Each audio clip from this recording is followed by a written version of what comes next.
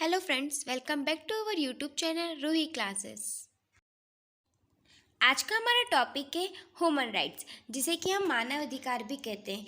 तो बात ये आती है कि मानव अधिकार जो होते हैं ये होते क्या है। तो हम नॉर्मली जो मानव अधिकार मतलब हम आसान शब्दों में समझे कि मानव अधिकार क्या है। तो मानव अधिकार ऐसे अधिकार होते हैं जो कि हर व्यक्ति को प्राप्त होते हैं। कब से प्राप्त होते हैं? उसके जन्म से। ठीक है। साथ ही ये ऐसे अधिकार होते हैं जिसका हम हनन नहीं कर सकते या फिर छीन नहीं सकते। मतलब कि किसी व्यक्ति को अगर ये अधिकार प्राप्त है तो हम उससे ये अधिकार नहीं ले सकते। अब इन अधिकार के अंतर्गत हम नॉर्मली बात करें तो कौन कौन से अधिकार आते हैं? जीने का अधिकार और स्वतंत्रता का अधिकार, ऐसे अधिकार इसके अंतर्गत आते हैं। तो अब हम बात करते हैं कि ह्यूमन राइट्स आखिर होता क्या है। मानव अधिकार से तात्पर्य मानव के लिए आवश्यक अधिकारों से। मतलब मानव अधिकार जो है उसका जो तात्पर्य है वो किससे? आवश्यक अधिकार। आवश्यक अधिकार मतलब ऐसे अधिकार जो कि हमारे लिए आवश्यक हो। ठीक है। अर्थात मानव अधिकार ऐसे अधिकार होते हैं जो कि मानव के न्यूनतम अधिकार होते हैं। न्यूनतम अधिकार कैसे? जैसे कि एग्जाम्पल मैंने अभी थोड़ी देर पहले बताया था कि जीने का अधिकार, स्वतंत्रता का अधिकार। तो ये कैसे अधिकार है? आवश्यक अधिकार है। ठीक है। तो ऐसे अधिकारों को हम किस में ले सकते हैं? मानव अधिकार में ले सकते हैं, जो कि क्या करते हैं? जो कि मानव की गरिमा को बनाए रखते हैं और इन्हें ही मानव अधिकार कहा जाता है। अभी हमने देखा कि मानव अधिकार किसे कहा जाता है। अब ये देखेंगे कि मानव अधिकार जो है वो होते क्या है।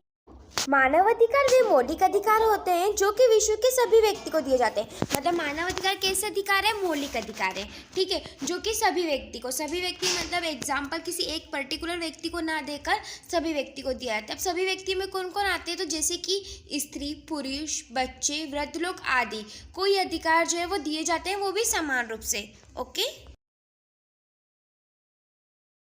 जैसा कि हमने पढ़ा कि मानव अधिकार जो होते हैं वो सभी लोगों के लिए होते हैं। ठीक है। और ये जो अधिकार होते हैं इनका हनन हम किसके आधार पर नहीं कर सकते? जाति, धर्म, भाषा, लिंग, भेदभाव आदि के आधार पर हम जो है इन अधिकारों का हनन नहीं कर सकते।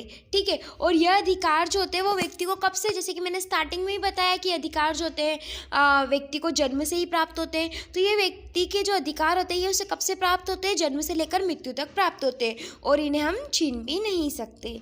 ओके। अब हम देखेंगे कि हमारा जो संविधान है उसमें इन्हें कहाँ पर इन अधिकारों के बारे में बताया गया है।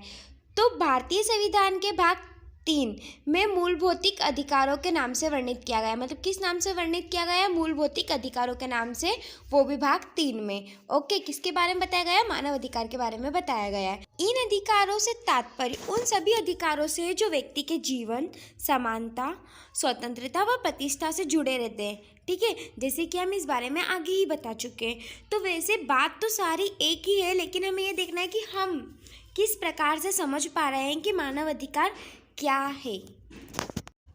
अब हम देखेंगे कि मानव अधिकार जो होते हैं वो किस स्तर पर होते हैं। तो मानव अधिकार जो होते हैं वो किसी एक विशेष क्षेत्र का ना होकर, मतलब किसी पर्टिकुलर क्षेत्र की जगह के ना होकर कहाँ के होते हैं? राष्ट्रीय व अंतर्राष्ट्रीय दोनों स्तर पर होते हैं। ठीक है। और ये अधिकार जो होते हैं सभी लोगों को समान रूप से दिए जाते हैं।